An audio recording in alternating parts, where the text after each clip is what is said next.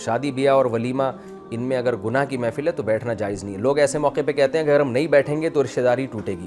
تو ہم ایک اچھے کام کے لیے جا رہے ہیں، رشتہ داری جوڑنے کے لیے، تو یہ عذر گناہ بدتر از گناہ۔ رشتہ داری اتنی جوڑنا جائز ہے جتنی شریعت نے آپ کو اجازت دی ہے۔ جب آپ کا رشتہ دار فی نفسی ہی تو یہ مسئلہ درست ہے کہ رشتہ داری توڑنا کبیرہ گناہ ہے، لیکن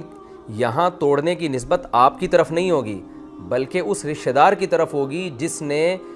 اپنی محفل میں گناہ کا انتظام کیا ہے اور آپ کو شریک ہونے سے اس نے روک لیا۔ اس کی میں آسان لفظوں میں سمجھاتا ہوں اس کو۔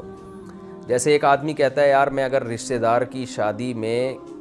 نہیں جاؤں گا تو وہ ناراض ہو جائے گا، تو بھائی سوال یہ پیدا ہوتا ہے کہ وہ اگر ناراض ہوگا تو اپنی حماقت سے ناراض ہوگا نا۔ اس کو بھی تو چاہیے کہ اس کو پتہ ہے کہ میرا یہ ریلیٹیو دیندار ہے، اگر میں مکس گیدرنگ کروں گا تو یہ نہیں آئے گا، یا میں گانے بجانے کروں گا تو یہ نہیں آئے گا، تو یہ اس پر لازم تھا کہ رشتہ داری جوڑے وہ، اور آپ کی خاطر وہ اپنی محفل کو گناہوں سے پاک کرے۔ یعنی قطع رحمی کا گناہ اس کو ہوگا، آپ کو نہیں ہوگا۔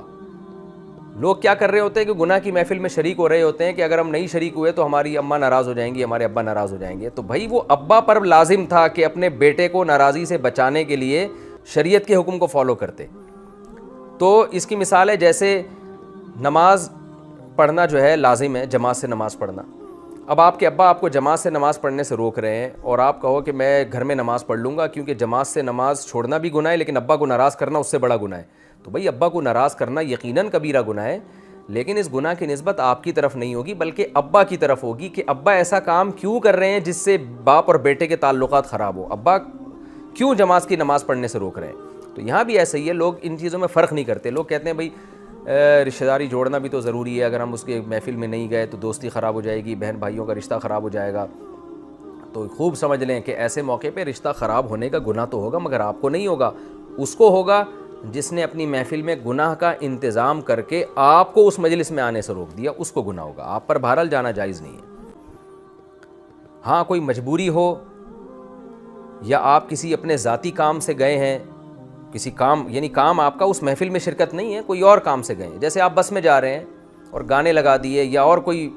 بےہودگی ہو رہی ہے وہاں پہ، تو آپ ظاہر ہے اس بےہودگی میں شرکت کے لیے یا ان لوگوں کے ساتھ بیٹھنے کے لیے نہیں گئے، آپ تو سفر کے لیے گئے ہیں، تو ایسے موقع پہ انشاءاللہ گناہ نہیں ہوگا۔ یا آپ تبلیغ کے لیے گئے ہیں تو بھی گناہ نہیں ہوگا، یا آپ مجبوری میں وہاں بیٹھے ہوئے ہیں تو بھی انشاءاللہ گناہ نہیں ہوگا۔ لیکن یہ تینوں چیزیں اگر نہیں پائی جاتی تو پھر ایسی محفل میں بیٹھنا گناہ ہے، حرام ہے۔ جیسے کہ آج کل شادی بیاہ کی محفلوں میں ناچ گانے ہو رہے ہوتے ہیں، علماء نے لکھا ہے